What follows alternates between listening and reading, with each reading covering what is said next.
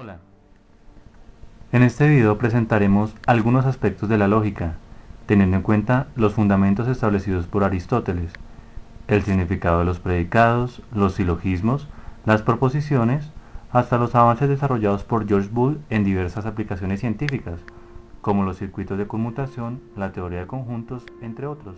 Así que, bienvenido. Hablemos ahora del contexto histórico de la lógica. Etimológicamente, lógica es la ciencia del logos. Logos es palabra o discurso, por lo que en un principio se definió la lógica en aquella época como la rama de la gramática que se ocupaba de ciertas formas del lenguaje.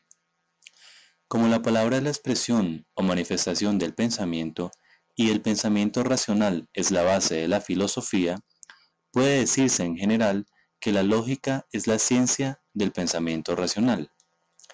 Es importante aclarar que la lógica no se ocupa del contenido de los pensamientos, sino de la manera o forma de los pensamientos.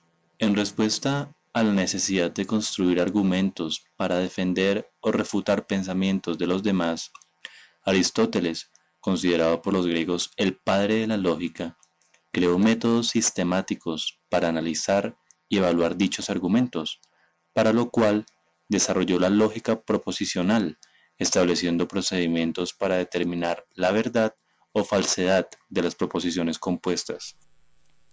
La lógica se puede clasificar en lógica tradicional o no formal y lógica simbólica o formal. En la lógica tradicional se consideran los procesos psicológicos del pensamiento lógico y los métodos de inferencia que están relacionados con la destreza para interpretar y distinguir el razonamiento correcto del incorrecto.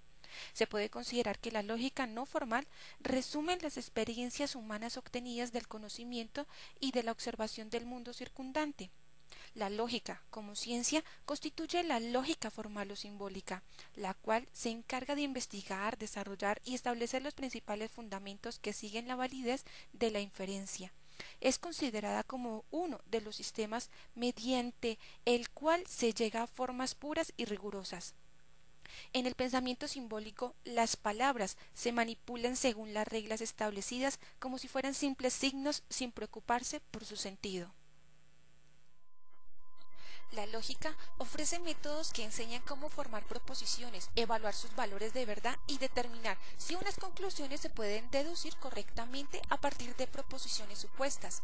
Además que es una ciencia que se interesa por las relaciones existentes entre las proposiciones, con el fin de obtener precisión, claridad y generalidad en los razonamientos.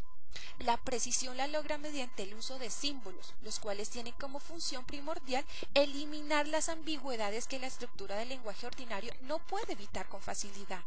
La claridad y generalidad la consigue en la medida en que el usuario se familiariza con los elementos básicos de un argumento lógico, tanto en su representación simbólica como en su significado para luego establecer un lenguaje simbólico artificial, que le permita simplificar argumentos lógicos complicados.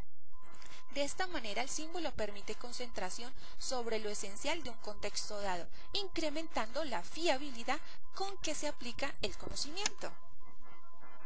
Hablemos ahora de las proposiciones. La lógica utiliza un lenguaje exacto que no da lugar a imprecisiones.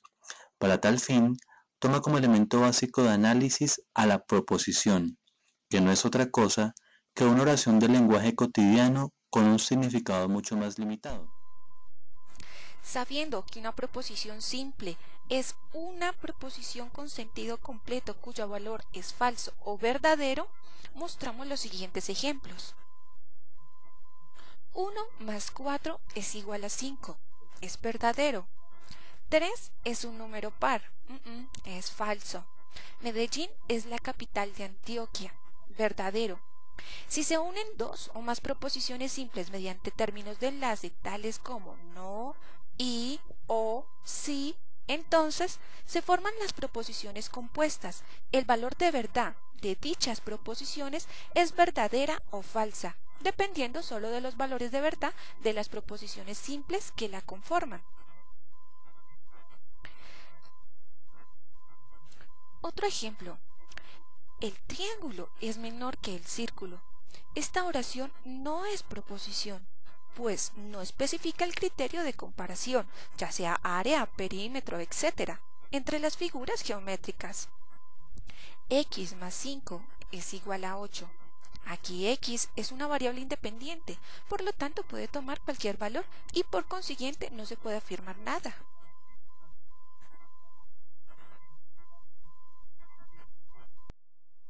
Por lo tanto, se puede establecer una relación biunívoca entre el lenguaje natural y el lenguaje simbólico. Conectivos lógicos. En esta parte observaremos la conjunción, la disyunción y la negación. Sean P y Q dos proposiciones simples. La proposición compuesta P y Q simbolizada se denomina la conjunción de P y Q. Este conjunto de verdad se puede representar gráficamente mediante el uso del diagrama conocido como diagrama de Venn, el cual a través de sombras muestra claramente el conjunto de verdad de la operación que se esté realizando. Para este caso, observaremos diferentes posibilidades, como por ejemplo, caso 1, que P sea verdadera y que Q sea verdadera. Caso 2, que P sea verdadera y que Q sea falsa. Caso 3, que P sea falsa y que Q sea verdadera. Caso 4, que P sea falsa y que Q sea falsa. Para resumir estos resultados utilizamos la siguiente tabla llamada tabla de verdad de la conjunción. Para la disyunción, sean P y Q dos proposiciones simples.